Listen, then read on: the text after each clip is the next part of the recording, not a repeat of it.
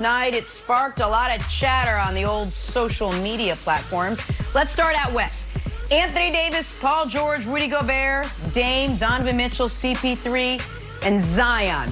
LeBron stood up, took some issue with one name left off that list. He said Devin Booker is the most disrespected player in our league. Simple as that. Twan, was Devin Booker snubbed? Oh, 110% he was snubbed. He's one of the most efficient players that we got in this league, efficient scores. Everybody right now is giving Chris Paul all the credit for Phoenix's turnaround, but it's really Devin Booker becoming a better star, accepting another guy like Chris Paul and his team. He's been exceptional all year. He's the go-to guy for them. It's unfortunate that he got snubbed. I think he would end up making it with Anthony Davis not probably being able to play, but he definitely should have made it, especially with AD being hurt. But I think even if AD is still healthy, he should replace Chris Paul. Oh, wow. 100%. Wow. Yeah, no, ain't no wow, Nick. Stop it, Nick. And wait your turn. Look, I'm a football guy, and I know he got snubbed. We're talking about Devin Booker and the Phoenix Suns. The Phoenix Suns who haven't made the playoffs in 10 years. You talking about how super consistent he's been down the stretch since his hamstring's been healed.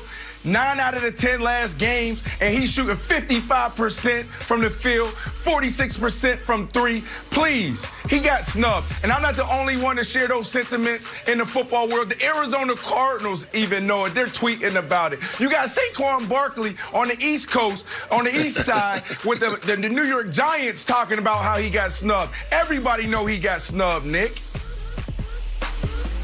Here's the thing. Devin Booker's awesome. In the East, Devin Booker's a no-doubter, and we'll get to the disastrous Eastern Conference team in a moment. I don't know what the coaches were thinking. In the West, who are you taking off? If he goes on, someone has to come off. Who are we taking off? Because I heard, now, Antoine said Chris Paul. That's what I said wow to. Chris Paul is the difference in the team. Devin Booker is averaging almost the exact same that he did last year, actually fewer points, 1% better from the field. So why, instead of winning 45% of their games, are they winning 60% of their games? Chris Paul, are we taking off Zion? Like Brandon, I heard you perk up there. You taking First of all, it doesn't matter about it.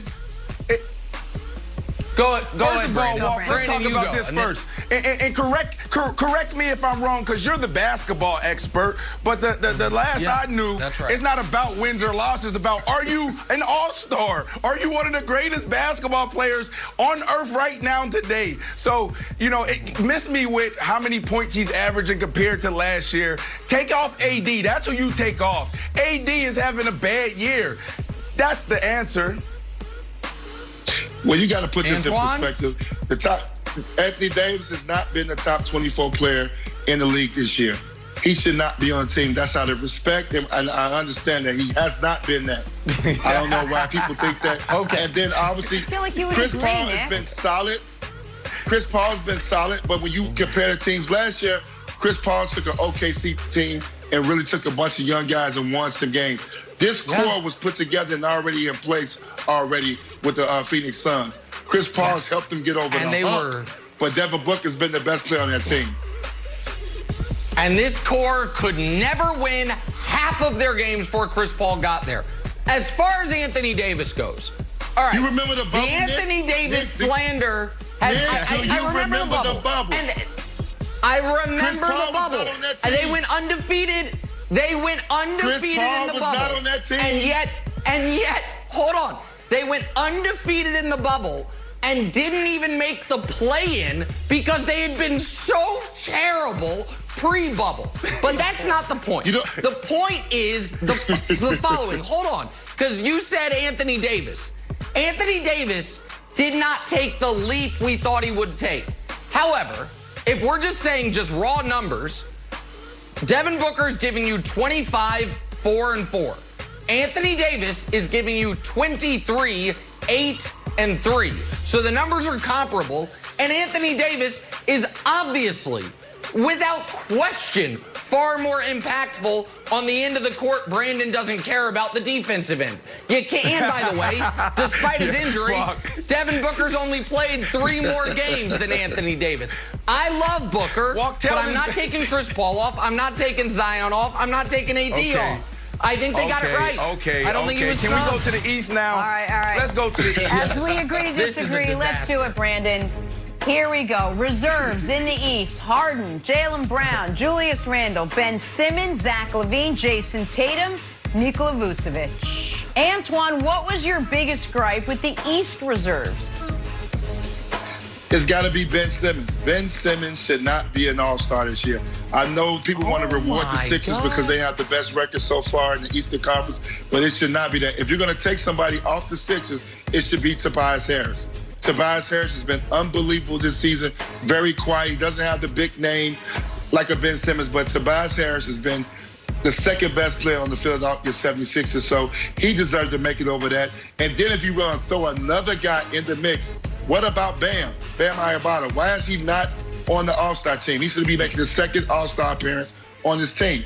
There's no way that he should not be on the team. So you got to put that in perspective as well.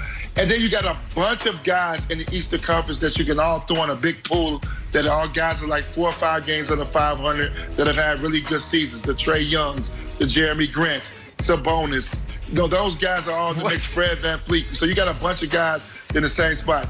But the true All-Star should have been Tobias Harris off the Philadelphia 76ers if you want to reward a team for being the first place in the Eastern Conference.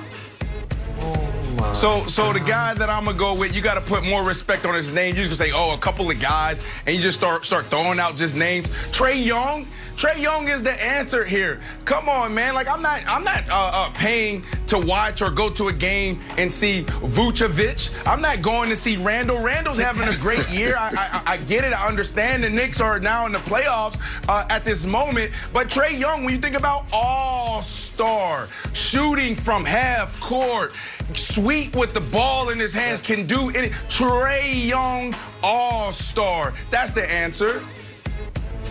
Okay.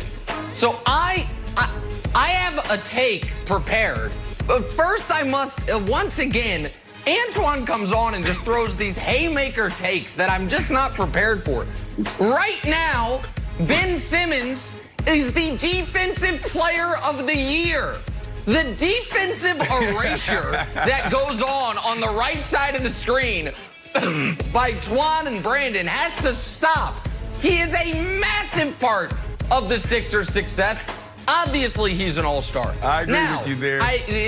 I'll give you Domantas Sabonis should be in over Vucevic. I think everyone knows that but the Eastern Conference coaches, but nobody cares about either of those players. So more importantly, Trae Young should be there. Who should be out? So here's the deal. Guess what, Boston Celtics? You don't get 2 all-stars. You're under 500. Do you know the last team to have multiple all-stars that's under 500? Wait, do you want to know it? Get everyone off the all-star. No, you don't know it because it never happens. You don't get 2 all-stars if you're sub 500. So pick, you either get Brown or Tatum.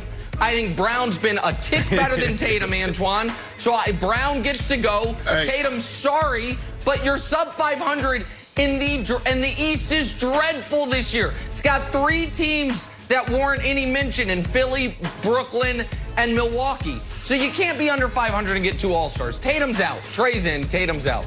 Okay. Antoine. You know I'm right. Rash Celtics decisions. No, I don't mind that take, Nick, if you're going to take that approach. But stop telling me that Ben Simmons is an all-star because he can play defense. That don't make you an all-star. That means like The Bruce Bowen best should have made. defensive player in the league. Yes. Hey, listen, that's like saying Bruce Bowen should have made 15 all-star teams. Right. He can't score. Right. He shoots the ball 10 times a game.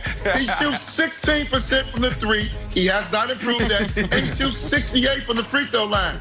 He's not an all-star in the NBA right now. It is too many Trae Youngs, Jeremy Grants, Bam Adebayo. It's too many other good young players that are putting up good numbers on subpar teams if we're going to go with throwing Trae Young's name around like that.